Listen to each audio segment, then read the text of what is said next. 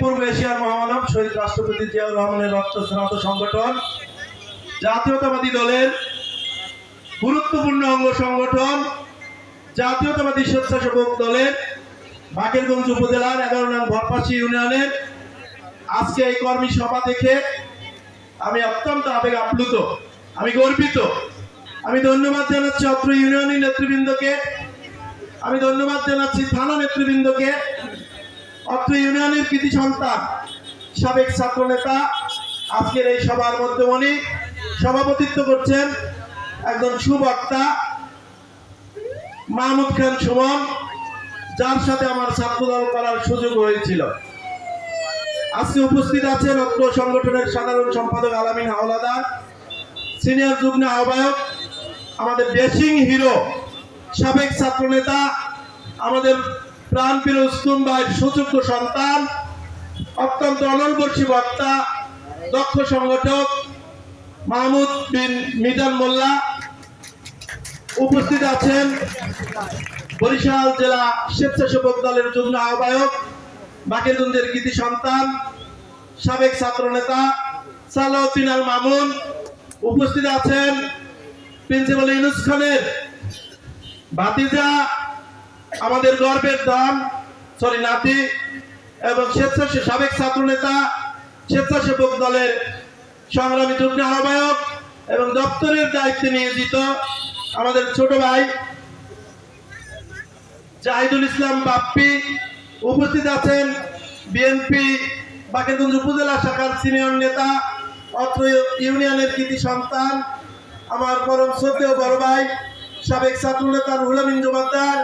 উপস্থিত আছেন অত্র বিদ্যালয়ে অত্র ইউনিয়নের সাধারণ সম্পাদক জনাব নুরুল ইসলাম শিকদার, স্বেচ্ছাসেবক দলের প্রেসিডেন্ট জাহাঙ্গীর বিশ্বাস, ছাত্র দলের জেলার ভাইস প্রেসিডেন্ট আমাদের কৃতি সন্তান এমপি মহোদয়ের ভাতিজা সাদ্দাম হোসেন খান অপু, জেলা থানার স্বেচ্ছাসেবক দল বিভিন্ন অঙ্গ সংগঠনের নেতৃবৃন্দ, আমার বাবার সাথের মুরব্বীরা, বিএনপির আমাদের পথপ্রদর্শকরা, যুবক ভাইরা, সকলকে আন্তরিক অভিনন্দন এবং মোবারকবাদ জানাচ্ছি।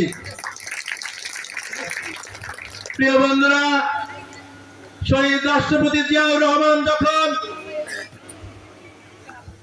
চট্টগ্রামে সার্কিট হাউসে ঘাতকের বুলেট বিদীর্ণ হয়ে পড়ে গিয়েছিলেন, তিনি বলেছিলেন, দেশকে মা সম্বোধন করে বলেছিলাম, মা আমি চলে যাচ্ছি, কিন্তু রেখে যাচ্ছি তোমার সন্তানদেরকে যারা বাংলাদেশের স্বাধীনতা সার্বভৌমত্বকে অক্ষুণ্ণ রাখবে।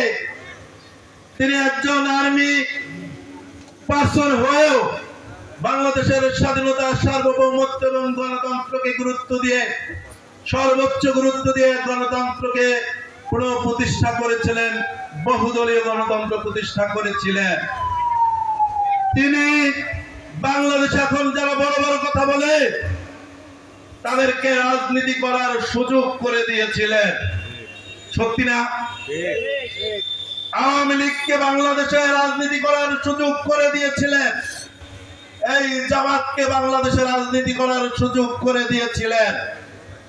জামাতের জন্য গত 15 বছর শেখ হাসিনার ফ্যাসিস্ট অনুসারীদের মাধ্যমে বিএনপিকে জামাতের সাথে ট্যাগ করে রাজাকার বলা হতো না?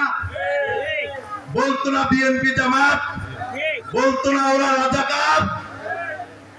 17 বছর পাখের নিচে রেখে গণতন্ত্র লালন করে ওদেরকে গণতন্ত্রের শিক্ষা দিয়ে ওদের কাছ থেকে 5 তারিখে দেশ স্বাধীন হওয়ার পর 7 তারিখে শুনতে হয় এক ফ্যাসিস্টকে বাদ দিয়ে আর এক ফ্যাসিস্টকে ক্ষমতায় বসাবো না।